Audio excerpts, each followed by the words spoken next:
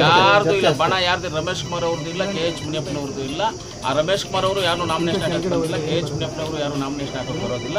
ಇಲ್ಲಿರೋರು ನಾವೇ ಆಯಾ ತಾಲೂಕು MLA ಅವ್ರವ್ರು ತೀರ್ಮಾನ ಮಾಡ್ಕೊಂಡು ಅವರು. ಹೌದು, ಯಾಕಂದ್ರೆ ಶಾಸಕರಿಗೆ DCC ಬ್ಯಾಂಕ್ ಮೊದಲು 2013ರಿಂದ ಒಳ್ಳೆ ಚೆನ್ನಾಗಿ ನಡ್ಕೊಂಡು ಬರ್ತಾ ಇತ್ತು. ಫಸ್ಟ್ ಅವಧಿ ಚೆನ್ನಾಗಿ ನಡೀತು. ಸೆಕೆಂಡ್ ಅವಧಿನಲ್ಲಿ ಸ್ವಲ್ಪ ಏರುಪೇರುಗಳಾಗಿದೆ. ನಿಮ್ಗೆಲ್ಲರಿಗೂ ಗೊತ್ತು ಏನೇನಾಗಿದೆ, ಹೆಂಗಾಗಿದೆ. ಮೀಡಿಯಾಗೇನು ಹೇಳ್ಬೇಕಾಗಿಲ್ಲ, ಅದು ಗೊತ್ತು. ಅದನ್ನೆಲ್ಲ ಸರಿಪಡಿಸೋಣ. ಅದಕ್ಕೆ ಹೋದ್ರೆ ನಾವು ಇಲ್ಲಿದ್ರೆ ನಾವು ಸ್ವಲ್ಪ ವಿಧಾನಸೌಧ ಕಡೆ ಹೋಗಿ ಮಿನಿಸ್ಟರ್ಗಳ ಹತ್ರ ಹೋಗಿ ಮಾತಾಡಿ ತಿರ್ಗಾ ಅದನ್ನ ಹಳೆ ರೂಪಕ್ಕೆ ತರೋಣ ಅನ್ನೋ ಒಂದು ಉದ್ದೇಶದಿಂದ ನಾವೆಲ್ಲ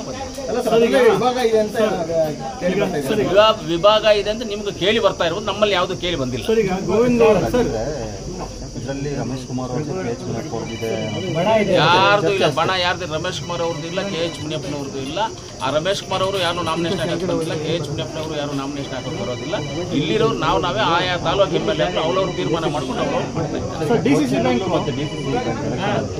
ಎಲ್ಲರನ್ನೂ ಒಗ್ಗೂಡಿಸ್ಕೊಂಡು ಹೋಗ್ಬೇಕು ಅಂತ ಹೇಳಿ ಸಭೆಯನ್ನು ಕೂಡ ಕರೆದಿದ್ರು ಸರ್. ಯಾರು ಕರೆದಿದ್ರು, ಅದರಲ್ಲಿ ಕೆಲವು ಶಾಸಕರು ಗೈರಾಗಿದ್ದಾರೆ. ಅದು ಗೊತ್ತಿಲ್ಲ, ನಾನು ಹೋಗಿದ್ದೆ, ನಾನು ಮಾತಾಡ್ಕೊಂಡು ಬಂದಿದ್ದೀನಿ ಅಷ್ಟೇ, ಬೇರೆಯವ್ರ ವಿಚಾರ. ಹೈಕಮಾಂಡ್ ಅಲ್ಲಿ ಮಾತುಕತೆ ಆಗಿದೆಯಾ ಸರ್? ಯಾವುದು ಅಧ್ಯಕ್ಷ ಸ್ಥಾನ ಇದೆಲ್ಲ ನಮ್ಮನೆಲ್ಲ ಹೈಕಮಾಂಡ್ ಇಂದ ತೀರ್ಮಾನ ಮಾಡಿ ವಿತ್ ಡಿಸ್ಟ್ರಿಕ್ಟ್ ಇನ್ಚಾರ್ಜ್ ಮಿನಿಸ್ಟರ್, ಆಮೇಲೆ ಚಿಕ್ಕಬಳ್ಳಾಪುರ ಡಿಸ್ಟ್ರಿಕ್ಟ್ ಇನ್ಚಾರ್ಜ್ ಸುಧಾಕರ್ ಅವರು, ಸುರೇಶ್ ಅಣ್ಣ ಅವರು ಎಲ್ಲರೂ ಅವರಿಬ್ಬರ ಒಂದು ಸಮ್ಮುಖದಲ್ಲಿ ಇದೆಲ್ಲ ತೀರ್ಮಾನ ಆಗಿರೋದು. ಕ್ಯಾಂಡಿಡೇಟ್ ಯಾರು ಅವರಿಬ್ಬರ ಸಮ್ಮುಖದಲ್ಲಿ ತೀರ್ಮಾನ ಆಗಿರೋರು ಮಾತ್ರ ನಾವು ಕ್ಯಾಂಡಿಡೇಟ್ ಇಲ್ಲ. ನೀವು ಅಧ್ಯಕ್ಷ ಸ್ಥಾನದ ಆಕಾಂಕ್ಷೆ ಇಲ್ಲ, ಖಂಡಿತವಾಗ್ಲೂ ನಾ ಅಧ್ಯಕ್ಷ ಸ್ಥಾನದ ಆಕಾಂಕ್ಷೆ ಅಲ್ಲ, ನಿರ್ದೇಶಕ ಸ್ಥಾನದ ಆಕಾಂಕ್ಷೆ ಅಷ್ಟೇ.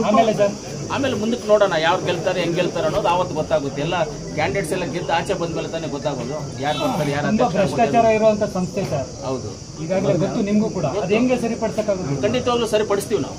ಅದಕ್ಕೋಸ್ಕರ ನಾವು ಬರ್ತಾ ಇದ್ದೀವಿ. ಇಲ್ಲಾಂದ್ರೆ ಸುಮ್ಮನೆ ಬಂದ್ಬಿಟ್ಟು ನಾನು TAPSMS ಅಧ್ಯಕ್ಷನಾಗಿ ಒಂದು MLA ಆಗಿ ನಾನು 2 ಜವಾಬ್ದಾರಿ ಇಟ್ಕೊಂಡು 3ನೇ ಜವಾಬ್ದಾರಿಗೆ ಹೋಗ್ಬೇಕಂದ್ರೆ ಅಷ್ಟು ಟೈಮು ಸಿಗೋದಿಲ್ಲ ನಮಗೆ. ಇದನ್ನ ಯಾವುದೋ ಒಂದು ರೀತಿಯಲ್ಲಿ ಸರಿಪಡಿಸಬೇಕು ಅನ್ನೋ ಉದ್ದೇಶದಿಂದ ನಾವು ಬರ್ತಾ ಇದ್ದೀವಿ. ಏನು ಬದಲಾವಣೆ ಆಗಬೇಕು? ಖಂಡಿತವಾಗ್ಲೂ ಹಳೆ ಏನು ಬ್ಯಾಂಕ್ ಇತ್ತು 2013ರಿಂದ ಏನು ಬ್ಯಾಂಕ್ ಇತ್ತು ಆ ರೀತಿಯಲ್ಲಿ ತರಬೇಕು ಅನ್ನೋ ಆಸೆ ಇದೆ. ತರ್ತೀವಿ. 2 ವರ್ಷದಿಂದ ಲೋನ್ಗಳು ರಿನ್ಯೂ ಆಗಿಲ್ಲ ಸರ್. 2 ವರ್ಷದಿಂದ ರೋಲ್ ರಿನ್ಯೂ ಆಗಿಲ್ಲ. ಕಟ್ಟವರು ದುಡ್ಡು ತಗೊಂಡಿರೋ ಕಟ್ಟವರು ಸರಿಯಾಗಿ ಕಟ್ಟದೇ ಇರೋದ್ರಿಂದ ಕೊಡೋಕ್ಕಾಗ್ತಾ ಇಲ್ಲ. ಇನ್ನು ಅದನ್ನ ಏನಾದರೂ ರಿಕವರಿ ಮಾಡೋದು, ಈ ಕೆಲಸವನ್ನು ಮಾಡಿ ಮುಂದಿನ ದಿನಗಳಲ್ಲಿ ಆ ರೀತಿಯಲ್ಲಿ ಒಳ್ಳೆ ರೀತಿಯಲ್ಲಿ ನಡ್ಸ್ಕೊಂಡು ಹೋಗುವಂತ ಕೆಲಸ. ಭ್ರಷ್ಟಾಚಾರ ನಡೆದಿದೆ, ತನಿಖೆ ಆಗಬೇಕು ಅಂತ ಅದು ಸಪ್ರೇಟ್ ಆಗಿ ಅದೊಂದು ಕಡೆ ಹೋಗ್ತಾ ಇದೆ. ಅದು ನಾವು ಹೇಳಿದ್ದೀವಿ, ನಿಜ ಹೇಳಿರೋದು 100% ನಿಜ. ನಾವು ಹೇಳೋದಕ್ಕೆ ಅದು ಸ್ಟ್ಯಾಂಡ್, ಆ ಸ್ಟ್ಯಾಂಡ್ ನಾವು ಯಾವತ್ತೂ ಇರ್ತೀವಿ. ಅದು ಒಂದು ಕಡೆ ನಡೀತಾ ಇದೆಯಲ್ಲ. ಇವಾಗ ಯಾರು MD ಯಾರು ಹೊಸಬರು ಬಂದವ್ರೆ ಬಂದಿದ್ದಾರೆ, ಅವರೆಲ್ಲ ಇನ್ಕ್ವೈರಿ ಮಾಡ್ತಾರೆ. ಇನ್ನು ಕೋರ್ಟ್ಗಳಲ್ಲಿದ್ದಾವೆ, ಎಲ್ಲ ಇದಾವೆ. ಅದು ಒಂದೊಂದು ಹಂತವಾಗಿ ಕೋರ್ಟ್ಗಳಲ್ಲಿ ಯಾವಾಗ ತೀರ್ಮಾನ ಆಗುತ್ತೆ ಅವಾಗ ಹೋಗ್ತಾ ಇದೆ.